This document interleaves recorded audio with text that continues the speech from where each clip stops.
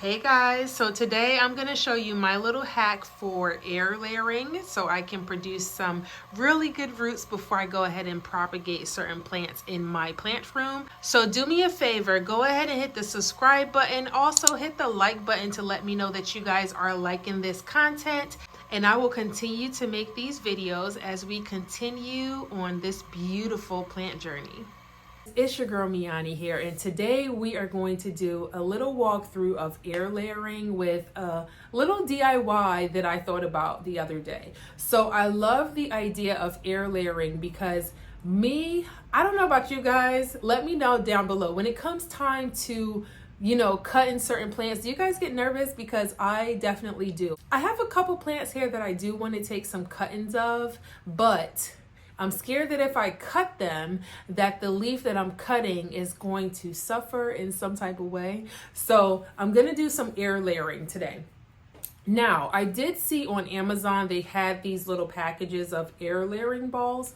And I said, well, you know what? Instead of buying those, let me just try to make some myself. So that's what we're gonna do today.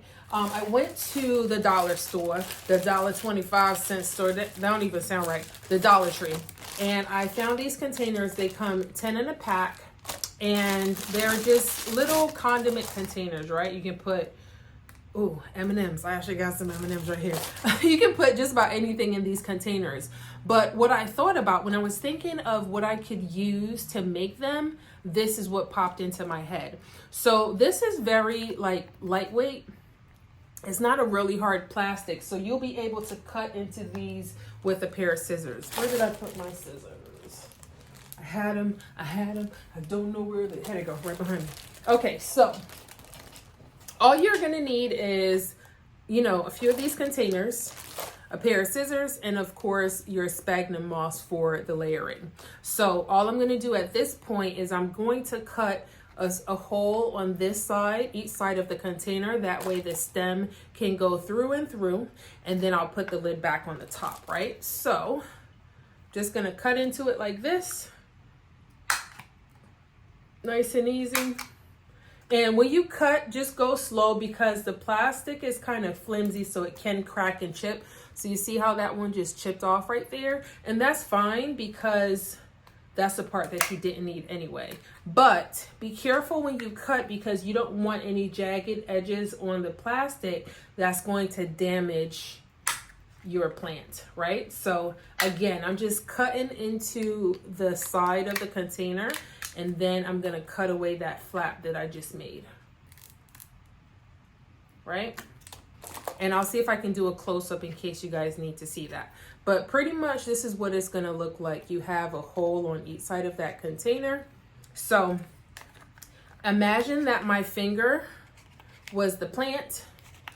The plant will go through this slit. You'll put sphagnum moss all inside of the container, around the plant, around the nodes.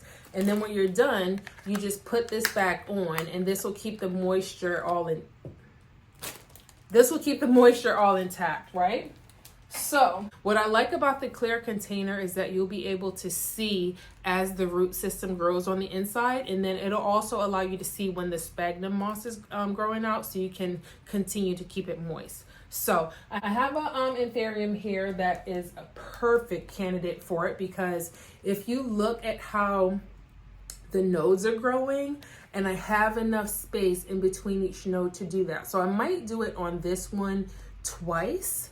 So let's go ahead and get set up so we can do a demonstration of air layering with our little DIY air layering containers, okay? Okay, so I have my container, and again, this is where I'm gonna bring it up close. I have my container, and I cut it on each side, and I make sure I don't have any jagged edges that's going to damage the stem of my plant.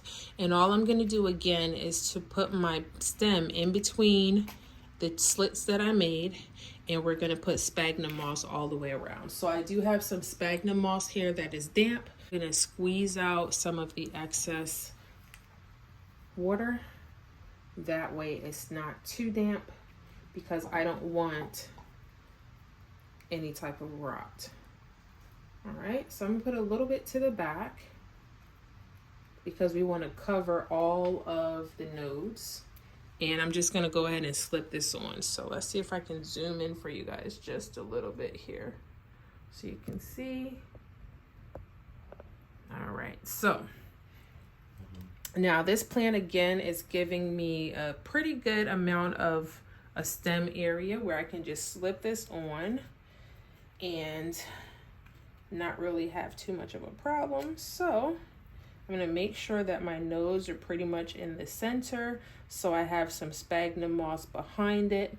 And then I'm going to go in and put some sphagnum moss to the front of it as well.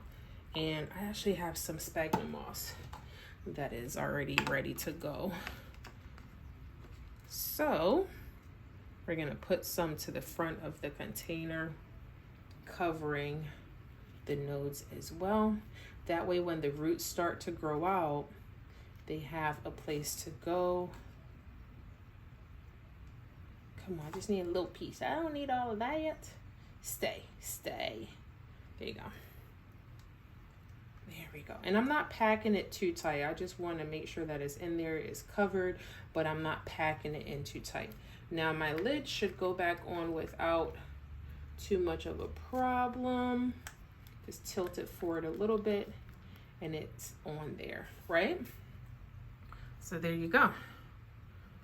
And again, I like this because I'll probably put like a little bit of tape on there. Zoom back out. So I can probably put a little bit of tape on there if I'm not confident that this is going to stay, but I think it's going to stay in place. I'll be able to see as my roots are growing out, and I can see again if I'm losing moisture, so I can go ahead and add some to it. Now I have a chalk, what is this? A chalk marker that I can, at this point, go ahead and write the date on the front. I can write it on the side. 4/17. So I wrote the date on there, that way we know when I started this process. Let's see if we can get another one on further down here without messing up the plant.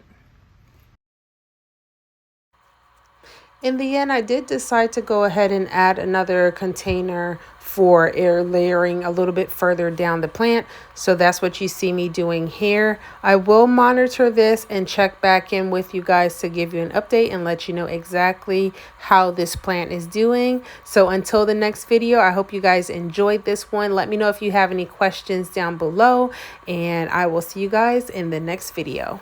Bye.